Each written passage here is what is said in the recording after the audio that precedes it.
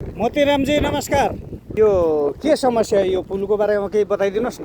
यो पुल चाहिँ यो जलजले चुवाडे सिधाली सडक खण्ड अन्तर्गत पर्ने 2 नम्बर पुल। यो पुलको चाहिँ तपाईँको कम्तीमा पनि यो 2 महिना अगाडिदेखि नै हजुर यो झरिसकेको थियो। हामीले सम्बन्धित निकायसम्म पुगेर ध्यानाकर्षण गरायौँ। हजुर भोलिको दिनमा यति विपद आइलाग्छ, यहाँ चाहिँ गाडी घोडा नै हिँड्ने स्थिति हुँदैन।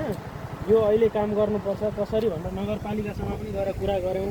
आज पनि त्यस्तै स्थिति छ। झन् आज अत्याधिक पानी आज अब बाढी आएर सबै बगाएर बगाएर यो झरी पनि सकेको छ। हेर्नुहोस् त यहाँको त्यो चाहिँ यो चाहिँ पुललाई सपोर्ट गरेको भागले झरिसकेको छ। अब यो खोक्रो एउटा पालुमा गिटी मात्रै छ, यहाँबाट खोला पस्ने देखिन्छ। अब यस्तै हो भने यो पुल पनि लड्छ। यो अवरोध गाडी घोडा हिँड्न अवरोध हुने दिन देखिहालेको छ, तुरुन्तै हुन्छ। यसको लागि चाहिँ सम्बन्धित निकाय वडा नम्बर यो भन्दा पारि यता 7 नम्बर पनि पर्छ, 6 नम्बर पर्छ, 8 नम्बर पनि पर्छ। यहाँ एकदम यो मूल बाटो हो। यो तपाईँले कोकालाई देखाउनु भएको थियो अहिलेसम्म? यो चाहिँ हामीले वडासँग कुरा गऱ्यौँ, त्यसै गरी महेश्वरी राई दिदीसँग पनि कुरा गऱ्यौँ। अनि के भन्नुभयो उहाँले यहाँ जाली घेरा बेराको व्यवस्था हुन्छ भाइ भन्ने कुरा गर्नुभएको थियो। र आजसम्म भएन, यो अलपत्र भयो। अब भोलिको दिनमा यहाँ हिँड्ने अवस्थै नरहने पनि देखिन्छ।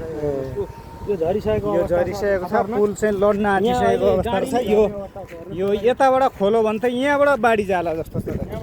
यहाँ खोल्ने सम्भावना रहेछ होइन। अब ठुलो गाडीको चक्का अट्ने ठाउँ पनि नभएको अवस्था जस्तो देखिसक्यो, झर्न थालिसक्यो। अब दर्शकबिन यो 2 नम्बर पुल चुवाडे यो सिमेन्ट फ्याक्ट्रीको बाटो हो। तर जे होस् यहाँको जनसमुदाय मानिसहरू हिँड्ने बाटो सहज हुनको लागि सम्बन्धित निकायले यो ध्यान दिनुपर्ने हो। यो बाटो चाहिँ अब यो पुल यहाँबाट खोलेर बाढी पस्ला जस्तो पुल बगौला जस्तो देखियो। अब यहाँ अब यो बाढी अहिले एकदम अत्याधिक रूपले चाहिँ बाढी बढिरहेको अवस्था छ।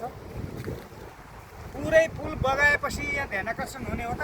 समयमा ध्यान जाओस् कि सिमेन्ट फ्याक्ट्रीले त अब सिमेन्ट फ्याक्ट्रीले बनाउने अवस्था छैन। अब स्थानीय प्रदेश स्थानीय तहले कसले बनाउनु पर्ने अविलम्ब यो बाटो बनाएर चाहिँ विकास दिनुपर्छ। केन्द्र सरकारको ध्यान जाओस्, प्रदेश सरकारको ध्यान जाओस्, स्थानीय सरकारको ध्यान जाओस्। सबै